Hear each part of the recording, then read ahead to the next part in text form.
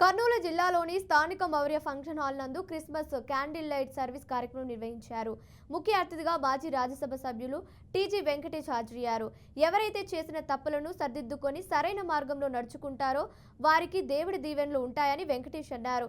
చుట్టుపక్కల గ్రామాల్లోని చర్చిల నిర్మాణానికి తమ సంస్థల నుంచి సహాయ సహకారాలు అందించామని టీజీ వెంకటేష్ గుర్తు చేశారు.